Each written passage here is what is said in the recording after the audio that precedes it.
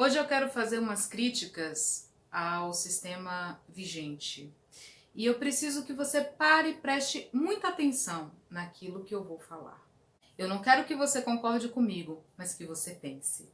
E se você pensar, talvez a gente possa encontrar uma solução em conjunto, né? Porque a minha ideia aqui não é debater a opinião de que fulano de cicrano. Eu quero juntar mentes para a gente encontrar soluções. Soluções aplicáveis, soluções viáveis que realmente atendam às necessidades. Mas Joyce, como que eu posso pensar dessa forma? A primeira coisa é você não negligenciar a si mesmo. Você precisa perceber que você é um ser completo e capaz de produzir se você quiser. Joyce, eu já tentei tantas coisas. Eu já vendi pipoca, eu já vendi cachorro-quente, eu já vendi brigadeiro que você vende, eu já vendi um monte de coisa, mas não consegui resolver esse problema. Você sabe por quê? Falta capacitação. Você precisa descobrir como fazer, descobrir o que é necessário para montar isso, descobrir quais são os fatores que você precisa considerar, qual é a sua estrutura de custo, como formar um preço de venda, como controlar o seu negócio para você realmente saber se ele está funcionando ou não, né? Como se portar diante do outro para você fazer a sua venda, né? Um dos erros muito comuns, que inclusive eu já até tinha comentado lá na oficina de ofícios. Se você não conhece, é oficinadeofícios.blogspot.com e o canal da oficina no YouTube, que é a Oficina de Ofícios. No vídeo, se eu não me engano, dicas preciosas, 10 dicas preciosas para empreender com brigadeiros, ou 5 dicas de ouro para empreender com brigadeiros, é algo assim. Não me recordo muito bem. Eu tinha comentado nesse vídeo que você precisa conhecer. Um dos erros muito comuns é supor um preço de venda. Então você precisa conhecer sua estrutura de custos, formar o seu preço de venda, saber quanto você quer ganhar, quanto você tem que vender para você obter o que você quer ganhar e passar a obter lucro, né? Você precisa conhecer todo esse contexto. Se você não conhece isso, se você ignora isso, você começa a ter uma ocupação aparente. Eu até comentei sobre a ocupação aparente no blog do Cutucando a Cachola, né? cutucandoacachola.blogspot.com. Se você quiser conhecer esse trabalho, né, que eu estou abrindo agora aqui no canal do Cutucando a Cachola. Por que, Joyce, você tem uma oficina de ofícios, um Joy na jornada, um Cutucando a Cachola e provavelmente você está aí gerando conteúdos em locais diferentes? Porque o Cutucando a Cachola, a oficina de ofícios, o Joy na jornada e o Egli Delícias montam 4 braços de uma espiral, que é o projeto que eu estou tentando desenvolver. E como segmento de assunto, eu preciso que cada um atenda a sua finalidade, para que eu consiga te atender da melhor forma possível. Então, nesse aqui, eu estou trazendo para você uma cutucada mesmo na sua consciência, na caixinha que está aqui dentro, né? Que está dentro dessa ideia aqui, coberta de cabelo. No meu caso, ainda está coberta de cabelo, né? Em alguns casos, elas estão bem lustradas. Mas, enfim, trazer uma ideia para você é o seguinte: o sistema, ele não funciona nem de um ponto, nem do outro. O sistema, ele funciona se ele estiver em equilíbrio.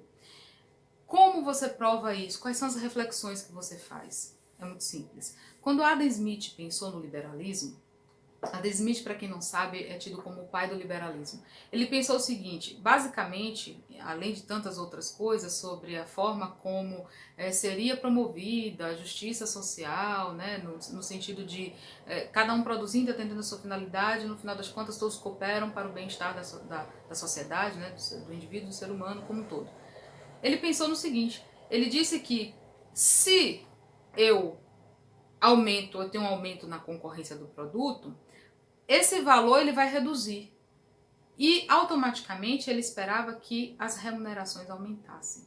Na prática isso não acontece, né? Na prática a gente percebe que com o aumento do recurso do poder de venda, eu automaticamente puxo a oferta do produto para cima e acabo atraindo com que o reajuste do valor desse produto, e isso vai mexer com o índice inflacionário.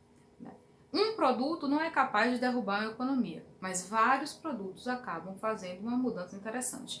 Algo como isso a gente pode perceber na história do nosso país, por exemplo, se você comparar a moeda real em 94 e comparar hoje, né, o poder de compra, quanto expressava nominalmente, ou seja, quanto era o valor do salário mínimo em 94? Quanto é o valor do salário mínimo hoje? Qual era o poder de compra de 94? Qual é o poder de compra de agora? Portanto, o reajuste inflacionário em cima do poder de compra do indivíduo não está correspondendo ao reajuste inflacionário do do preço de venda dos produtos. A gente acaba comprando cada vez menos diante do mesmo valor expresso. E há uma grande diferença entre o valor de 94 e o valor atual. E se em alguns casos você for considerar, você percebe isso inclusive nas reclamações dos aposentados, né?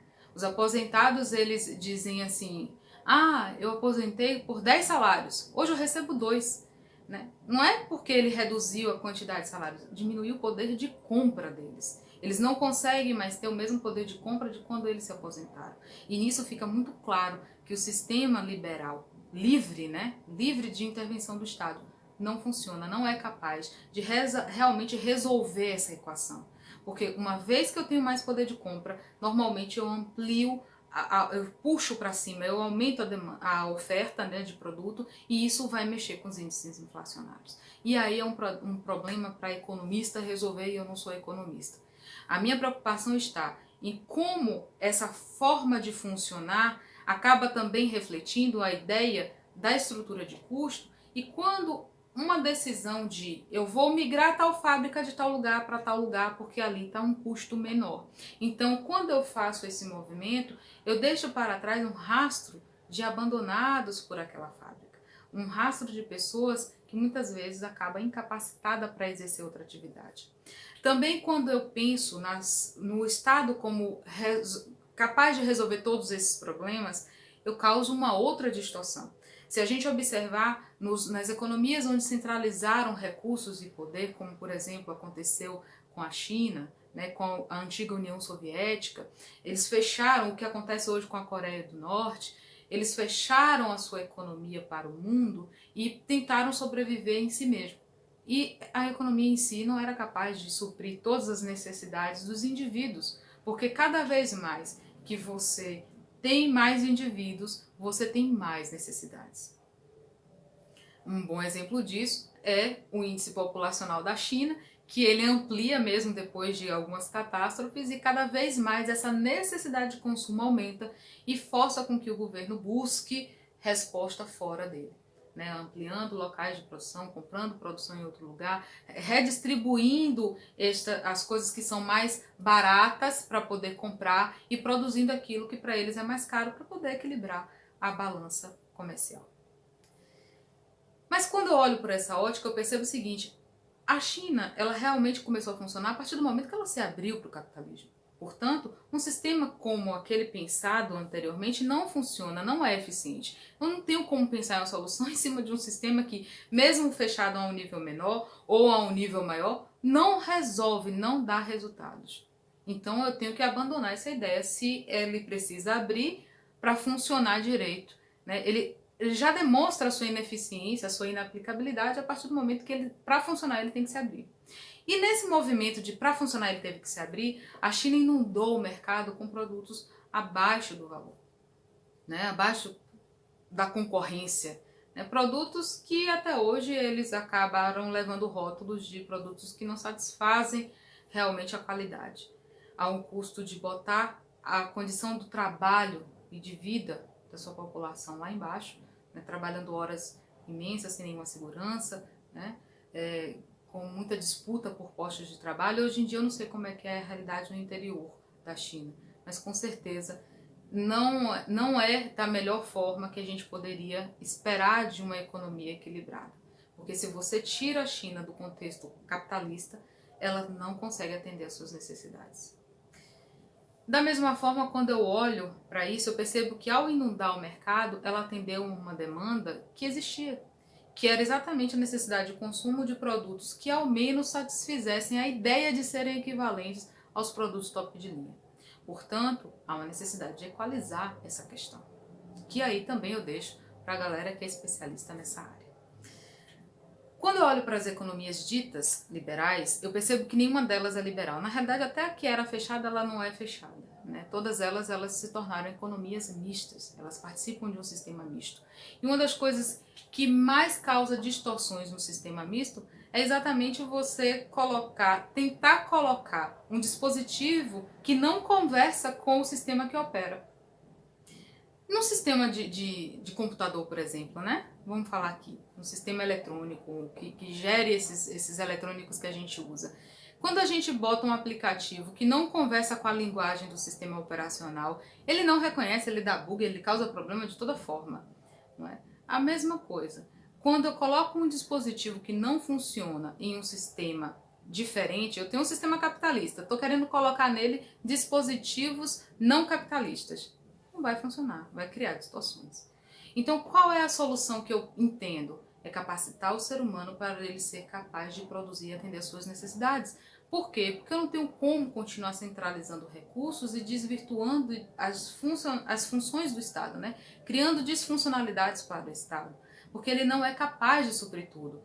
Como assim, Joyce? Ora, se num sistema fechado ele não é capaz de atender todas as necessidades dos seus cidadãos e num sistema completamente aberto eu também não tenho condição de proteger os interesses internos quando há abuso externo, forçando que eu realmente opere em um sistema misto, portanto, eu não tenho como colocar no Estado funções que não são correspondentes a ele. A função do Estado, ele não existe por si só, ele existe porque existem cidadãos. Eu, você, formamos o Estado. O Estado não existe, desculpe, o Estado não existe vazio, mas nós formamos o Estado. A qualidade da sociedade reflete no tipo de qualidade que a gente vai ver desempenhada nas funções do Estado. Mas aí também é uma outra questão, né, uma questão política que nesse momento eu não quero pensar, eu quero pensar no ser humano. Né? E como a gente pode resolver isso? Muito tem se falado em justiça social para tudo quanto é lado, né? Há mais de 300 anos as evocações parecem ser as mesmas, né? Nos fazendo ficar engessados no tempo, quase que, opa, se alguma coisa tivesse resolvido ou qualquer desses argumentos funcionassem, realmente esses problemas não deveriam existir. Né? Se eu colocar ainda em um corte de um pouco mais de 100 anos, os problemas parecem que continuam os mesmos. Onde está a resposta? No indivíduo. O homem é o principal agente transformador do meio e de si mesmo. Um homem em desequilíbrio, né, ele gera um ambiente desequilibrado. Um ambiente desequilibrado até pode gerar distorções dentro do indivíduo, mas alguma virtude ele ainda consegue preservar. Porém, um indivíduo sem virtudes, não só ele destrói a si mesmo, quanto ele cria um sistema desvirtuado, uma realidade desvirtuada e destrutiva. E se você olhar para todos os lados, a gente vê comprometimentos e distorções e disfunções de todas as ordens em todos os sentidos. Se a gente não começar a olhar para a produção, né, para a relação interpessoal, para o exercício da cidadania, além do centro da realização de si mesmo, e essa realização de si mesmo eu falo em atender somente as necessidades básicas, ou então o objetivo de simplesmente ser um grande empresário. Tá, mas você conhece as responsabilidades de ser um grande empresário? Você tem consciência dessa amplitude e tudo que você vai precisar fazer, né, e renegar para você continuar sendo? Se o seu objetivo for somente o produto, o retorno financeiro, a única coisa que vai acontecer é você criar mais distorções, porque você vai colocar o valor da sua mão de obra lá embaixo e aumentar o máximo que você puder o seu nível de retorno. Quando eu faço isso, eu gero distorções. Eu não posso continuar pensando em um sistema que busque resolver problemas da sociedade ignorando o indivíduo, o ser humano. Portanto, eu não tenho como cobrar do colaborador que ele tenha o mesmo tipo de aplicação que o empreendedor, que eu como empreendedor tenho. Eu tenho que olhar por perspectivas diferentes. E também o colaborador precisa saber que ele tem escolha. Necessariamente, para ele ser uma pessoa digna, ele não precisa ter uma carteira de trabalho assinada. Ele pode escolher empreender, ainda que seja informalmente, mas em alguma coisa que gere para ele os recursos necessários para atender às suas necessidades. Muita gente não faz isso porque ou a informalidade ganhou um rótulo, né, desvirtuado de algo ruim, quando na realidade não é. Né? A informalidade se praticada da maneira correta, expressa a face do empreendedorismo de baixo custo por necessidade muitas vezes. Um outro vai expressar por oportunidade. E a gente precisa saber que os microempreendedores, os trabalhadores informais, aqueles que movimentam boa parte da economia, estão ali pagando o preço todos os dias. Não são as grandes empresas que formam a maior parte da nossa economia, são as pequenas e microempresas e muitos dos trabalhadores informais que estão tentando aí fazer seu negócio funcionar. E você, que vende geladinho, que vende chup-chup, que vende doce, que vende seja lá o que você quiser, que vende o serviço, que faz uma faxina, muitas vezes não sabe como compor a sua estrutura de custos e não tem recursos para pagar por isso. E é pensando também nesse problema que eu criei em 2017 o canal Oficina de Ofícios. Eu não sou a melhor pessoa mais capacitada, né, com mais know-how, mas eu me comprometo diariamente a dividir com você aquilo que eu sei, aquilo que eu aplico no meu dia a dia. Eu vendo brigadeiros diariamente, para que você possa também saber como fazer, para você galgar aquela realização que você precisa. Quer que você esteja sem emprego porque foi por força da vida, porque você foi desligado, ou se você não quiser trabalhar para outra pessoa, saber como trabalhar para si mesmo. Então, todo esse contexto é para te dizer o seguinte, que o Cutucando a Cachola é um projeto integrado junto com a Oficina de Ofícios, o Joy na Jornada e o Egli Delícias. Se você quiser saber mais, visite o blog do Cutucando a Cachola, é cutucandoacachola.blogspot.com, e visite também o canal da Oficina de Ofícios no YouTube. Aos poucos eu vou liberando mais para vocês. Abraço, gratidão e até!